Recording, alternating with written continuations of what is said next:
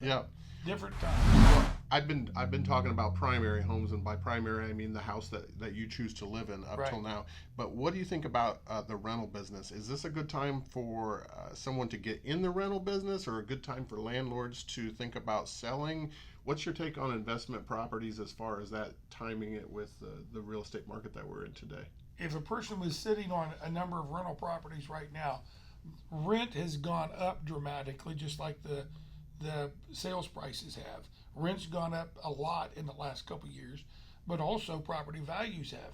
So maybe this might be a great time if a person was sitting on a number of rental properties, depending on how long they've owned them, depending upon what their long-term goal is, might be a real good time to cash in on some of those Mm-hmm. and turn them back to cash rather than keeping them as rentals, because just the way the market is.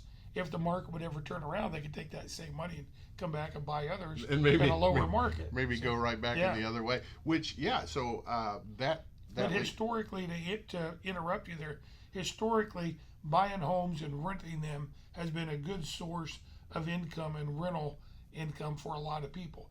It's just the management end of it. You got to have a business mind. you do have to To look at it as yeah, a business. you At got to that look point. at it as a business. You got to rent them with your business mind and not your heartstrings. And that's tough, and that's really tough Very for some tough. people. Very Um, tough. Yeah, Yeah. to keep that separate.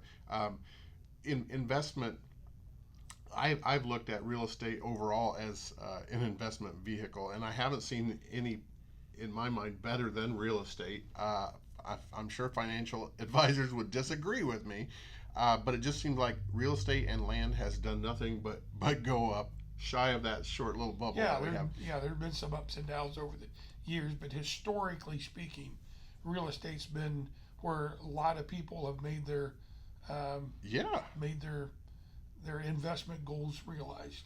Talk to me about, and I know you don't have a crystal ball, but talk to me about what you think over the next 5 years, where we're going, and do you think that it matters if the Fed does raise the interest rate in a couple years from now? Do you think that will Well, I slow don't or think speed? the interest rates have got anywhere to go but up, to Yep. be real honest with you.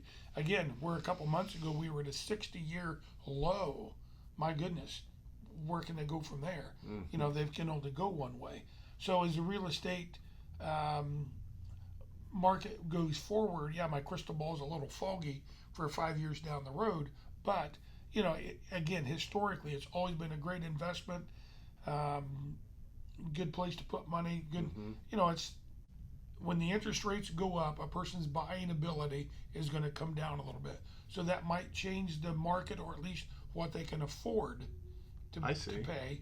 But it's still, I don't see anything but the market's going to stay strong for some time. You know, we're at a high right now. Will we come off that a little bit? It's probably going to level out a little bit, but I don't see it becoming weak by any means. So, for Too many instance, buyers. what you're saying though is if the interest rate, and it will go up, it's just a matter of when it Yeah. will go up.